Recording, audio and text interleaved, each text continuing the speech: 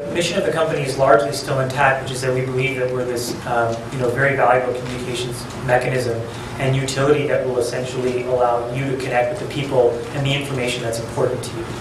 And I think that was what we felt very early on. It's what we feel today. I think what we have better knowledge and awareness now is of the broader ecosystem at large.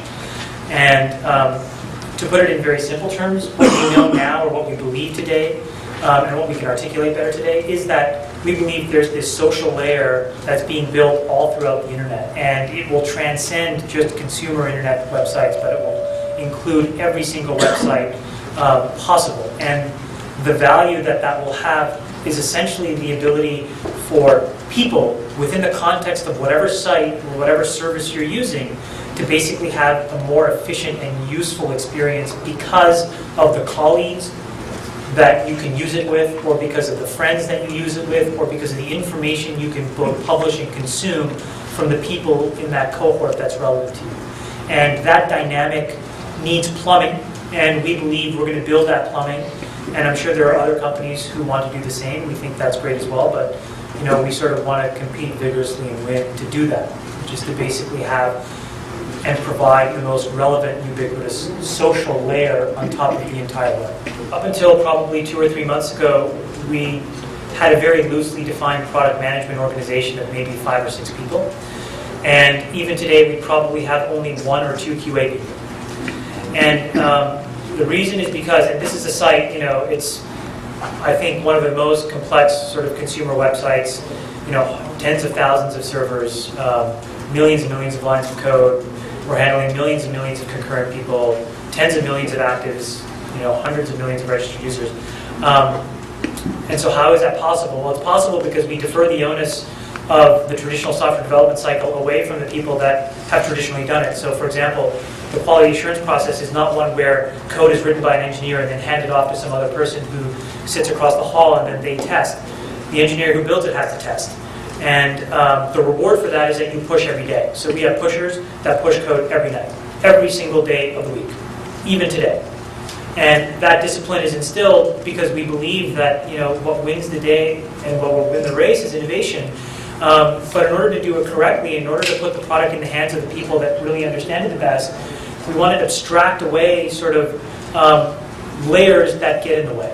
And it's not that QA isn't important, it's critical. But who better to basically test something that's written except the person that wrote it themselves?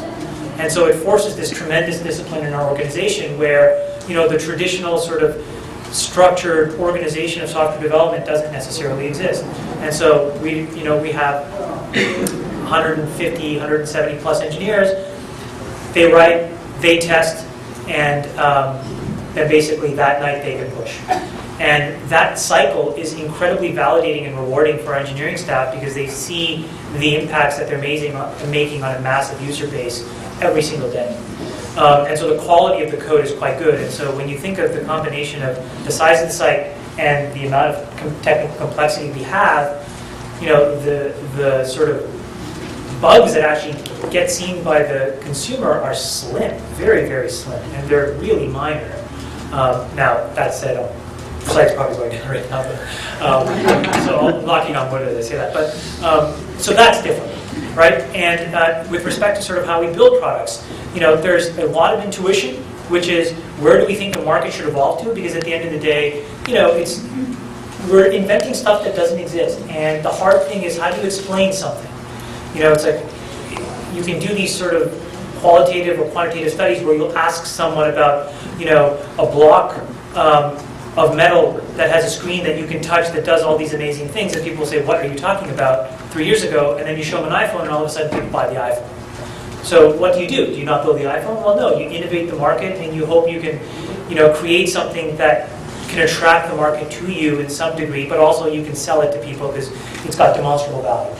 So, there what we do is we basically have a lot of intuition married with a lot of data. I think the valuable thing that we have now is 70 plus, almost 80 million active users every month, banging on the service, doing tons of things, generating tens of billions of page views a month. That's tremendous amounts of information that we try to parse intelligently to try to inform what we do.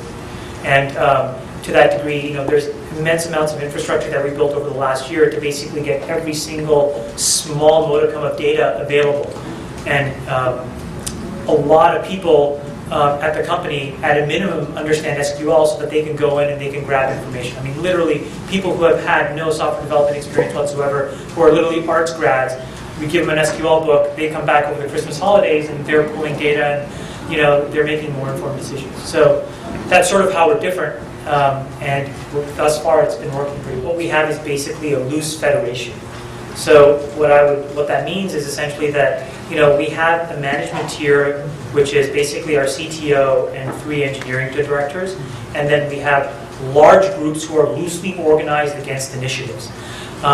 But engineers come and go between initiatives, and so there's this permeability so that as certain efforts expand in scope, people get drafted in. As other initiatives ramp down, people get, you know, the ability to transition to other things.